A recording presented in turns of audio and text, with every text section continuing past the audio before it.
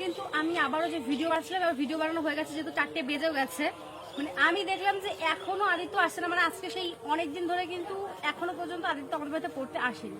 আর কেন আসছে না সেটা আমি জানি না, মানে কোনো কারণেই জানি না। আর আমি বারবার করে বলি যে ফোন নাম্বারটা দিয়ে, সেই ফোন নাম্বারটা দিয়ে যাবেই না। তো আমি এখন কিন্তু আদিত্যকে আবার ডাকবো, যদি আজকে না আসে এটা আজকে পানিশমেন্ট হবে এটা দিয়ে, ঠিক আছে? এই আদিত্য, এই আদিত্য, আদিত্য,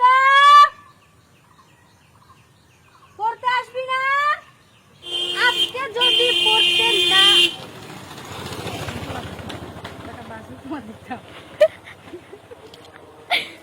আজকে যদি পড়তে না আসে, এই যে লাঠিটা দেখিয়ে দিলাম, যদি আদিত্যকে পড়তে না আসে ব্যাস হয়ে গেছে। আমি কিছু জানি না, আমি অনেকদিন ধরে বলে গেছি বারবার করে, আমার যদি আমার সহ্যের সীমা একদম ছাড়িয়ে যাচ্ছে। মানে আদিত্য আমার আগে ভালো লাগতো, আর এখন ওর যে কাজ বাজলো মানে একদম অসহ্য লাগবে।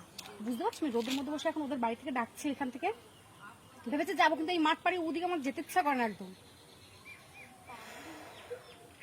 যাই হোক আজকে আসুক, তারপর দেখি যদি আসে তো ভিডিওটা করবোই আমাদের বাড়িতে, ঠিক আছে? চলো বাড়ি যাই, আমি ডাকতে পারছি না।